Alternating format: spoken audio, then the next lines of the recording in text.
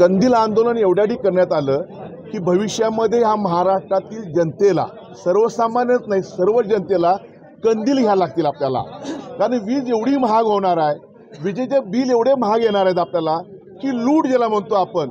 एका खिशात तुम्ही पैसे दिलेले 10 रुपये आणि तिकडे 100 रुपये काढून घेते हे गव्हर्नमेंट. हे आता जनतेच्या लक्षात हळूहळू येईल. त्याचा आम्हाला विरोध आहे. स्मार्ट मीटर, नाव स्मार्ट ह्यांचं, मग प्रीपेड मीटर ह्यांचं, प्रीपेड मीटर वेगळं. आणि आम्हाला कशा करताय तुम्ही सक्ती करू नका, ऐच्छिक ठेवा असं आमचं मत आहे.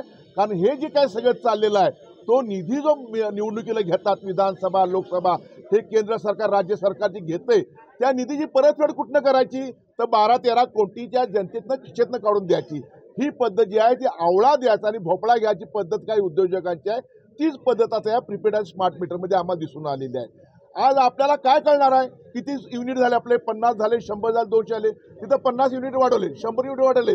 कुणाला अपील करायचं आम्ही, कुणाला विचारायचं आम्ही, विचारू शकत नाही आपण त्या बाबतीत. आज 4000 इथं लोक आहेत, मीटर इथं 22 वर्ष काम करतायत.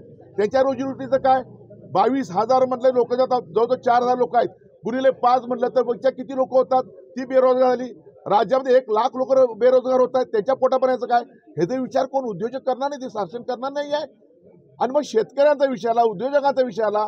ह्या सगळ्या गोष्टी विचारताना आदेश कुणाचे पाळताय तुम्ही तर अदानीचे पाळताय. म्हणजे हळूहळू जे म्हणतो आपण ना, देश अदानी चालतायत काय, राज्य अदानी चालतायत का, होय तेच चालवत आहेत. आणि शासन आमचं आहे त्यांच्या नतमस्तक झालेलं आहे आणि शासन आम्हाला बळी देते. त्याला विरोध करण्यासाठी आज आम्ही स्मार्ट मीटरला विरोध केलेला आहे. अधिकारी हातबल आहेत, अधिकाऱ्यांचा आदेश पालन करणं हा त्यांचं कर्तव्य आहे, पण तो हातबल आहे. आमची भूमिका, आमचा राग व्यक्त केला तो ते अदानीची माणसं या कार्यालयात बसवलेली आहेत, तुम्ही ती बाहेर काढा. तुम्ही का महाराष्ट्रात जनता का हुशार लोक नाही आहेत, आमच्याकडं अधिकारी नाही आहेत, कर्मचारी नाहीत, आहेत ना प्रत्येक ठिकाणी. अदानीच कशाला मग सांगितलं तुम्हाला, तर मगाही सांगितलं ती भीक नको कुत्रावर अशी म्हणण्याची वेळ भविष्यात येणार आहे. म्हणून आम्ही कंदील आणलेले आहेत.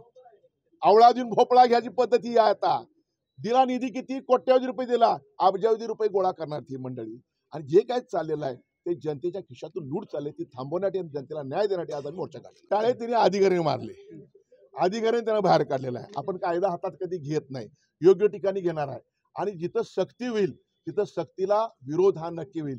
मी तुमच्या माध्यमात एक विनंती करीन ग्रामपंचायतीच्या सर्व सरपंचांना, सर्व सदस्यांना, 26 जानेवारी जवळ आले आहे, ग्रामसभेत एक मताने ठराव करा, महाराष्ट्रातला सगळ्या ठराव करा की आम्हाला प्रीपेड आणि स्मार्ट मीटर अदानीचे नको, आम्हाला MSCBचे मीटर असावेत, आम्हाला अदानी मीटर नको, अदानी हटाव देश बचाव. ही भूमिका सगळ्यांनी घेतली नाही तर भविष्यामध्ये आपण सुद्धा गुलाम होऊ, हे लक्षात ठेवणं गरजेचं आहे.